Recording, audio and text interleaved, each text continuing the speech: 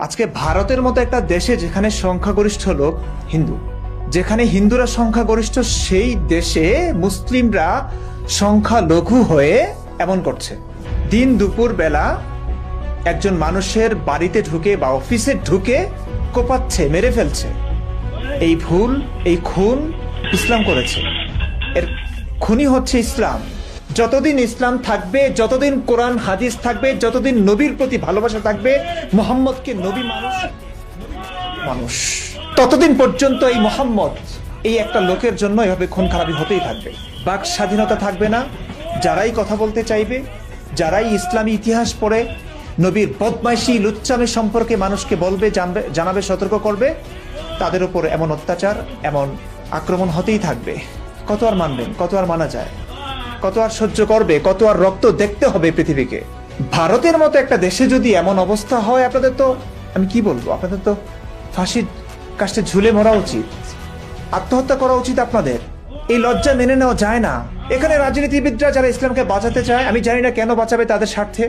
ইসলামকে বাঁচিয়ে সবসময় যারা কথা বলেন, তারা হয়তো বলবেন যে রেডিক্যাল ইসলামের বিরুদ্ধে চলে যাবে তারা। রেডিক্যাল ইসলাম বলতে কিচ্ছু নাই ভাই, ইসলামটাই রেডিক্যাল, ইসলামটা ভয়ানক, এটাই মূল ইসলাম। আপনি যাদেরকে দেখেন ভালো মুসলিম, তারা ইসলামের জন্য ভালো হয়। তারা ইসলামের সেই বিধানগুলো সম্পর্কে জানে না, ইসলামের সেই রূপ সম্পর্কে জানে না, ইসলামের সেই রূপ তারা দেখে নাই, বোঝেও না। সেই কারণে তারা ভালো, তারা মানবতার জন্য ভালো আছে, তারা সমাজ পরিস্থিতির জন্য ভালো আছে, পারিবারিক শিক্ষার জন্য ভালো আছে।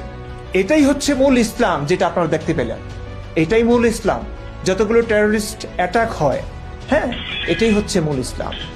নবী এমন ছিল, নবীর সাহাবারা এমন ছিল, নবী এমন ছিল, নবীর সাহাবারা এমন ছিল। এটা ইসলামের বিধান, তারা পালন করেছে। আজকে এই দুইজন মানুষকে মানলে কি একদম সুবিচার হয়ে গেল? না। যতদিন ইসলাম থাকবে, যতদিন কোরআন হাদিস থাকবে, এরকম কাণ্ড হতেই থাকবে। তা আপনারা কি করছেন? ইসলামকে ব্যান কেন করছেন না? ইসলামকে ব্যান কবে করবেন আপনারা? রাজনীতির জন্য টিকিয়ে রাখছেন ইসলামকে। একদিন মারা আপনারাও খাবেন। আজকে ভারত যদি সতর্ক না হয়, তাইলে এই ভারতের অস্তিত্ব থাকবে না। এই ভারতের অস্তিত্ব থাকবে না।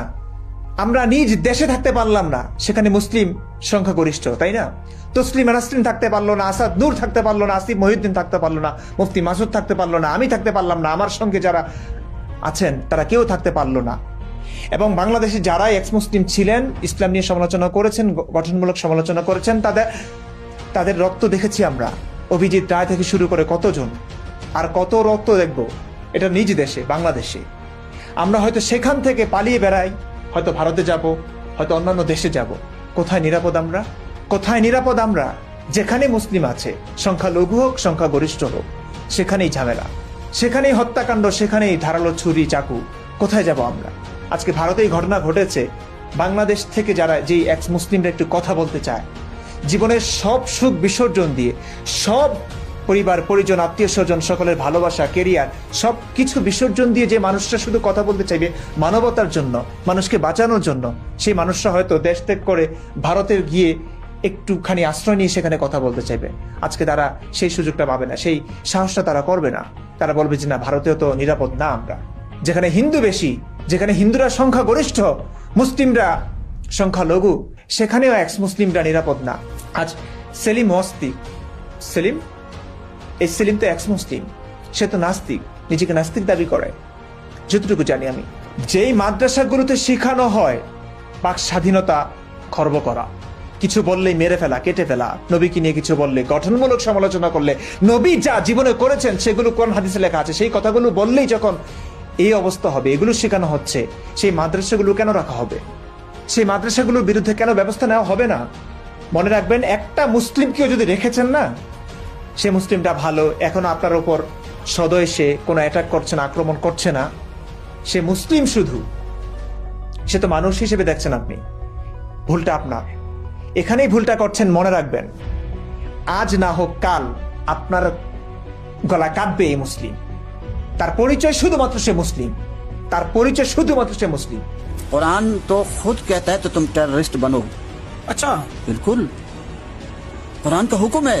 ये तो आप इंकशाफ कर रहे हैं। इंकशाफ नहीं, आप पढ़े कुरान को। मसलन कौन सी आयत? अल्लाह के दुश्मनों के खिलाफ टेररिस्ट बनने का हुक्म कुरान हमें कहता है। अच्छा, और कुरान क्या कहता है टेररिस्ट बनने का? लेकिन अल्लाह वालों के खिलाफ नहीं, नेक लोगों के खिलाफ नहीं, वो उसका लेकिन फैसला वो अल्लाह कैसे के होगा? दुश्मन है।